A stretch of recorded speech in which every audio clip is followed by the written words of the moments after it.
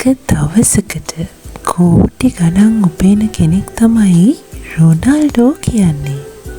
එයා ඒ සල්ලි උපයන ක්‍රම 4ක් අද මං ඔයාලට අංක 4.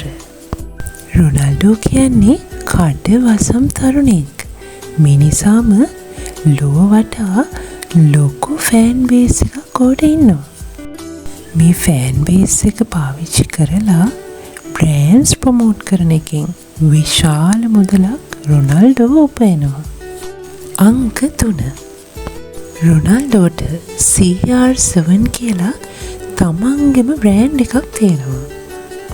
මේ බ්‍රෑන්ඩ් එක යටතේ ඇඳුම්, සුවඳ විලවුම් සහ වෙනත් නිෂ්පාදන ඕවල විකරනවා. මේ බ්‍රෑන්ඩ් එකට ලෝකෙ පුරාම ලොකු ඉල්ලුමක් තියෙනවා.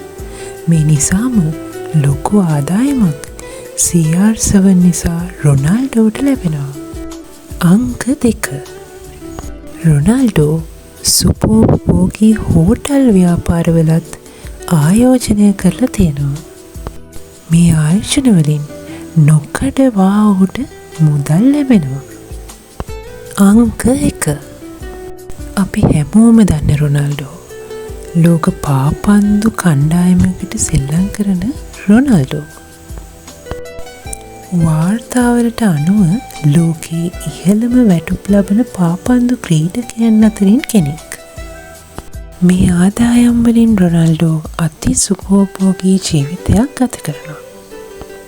බුගාටි, Rolls Royce, Ferrari, Lamborghini, Mercedes වගේ මිල අධික කාර් වගේම ඔහුට ප්‍රයිවට් ජෙට් එකකුත් තියෙනවා. ඒ වගේම සුඛෝපභෝගී මන්දිර කීපයකුත් ඔහුට හිමි. ගොඩක් අය හිතාගෙන ඉන්නේ රොනල්ඩෝ මෙච්චර සල්ලි හම්බ කරන්නේ පාපන්දු ක්‍රීඩාවෙන් විතරයි කියලානේ. පාපන්දු නැති දවසටත් ඔහුගේ ව්‍යාපාර දිගටම මුදල් උපයනවා. ක්‍රිස්ටියානෝ පිටිපස්සේ තියෙන්නේ දක්ෂතාවය විතරක් නෙමෙයි.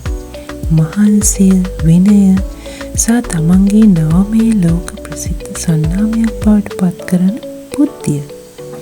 මේ නිසාම අද ඔහු ලෝකයේ ධනවත්ම ක්‍රීඩකයන් අතරින් කෙනෙක්. ඔබට රොනල්ඩෝගේ සුඛෝපභෝගී ජීවිතයේ වැඩිපුරම පුදුම හිතුනේ මොන කොටසද?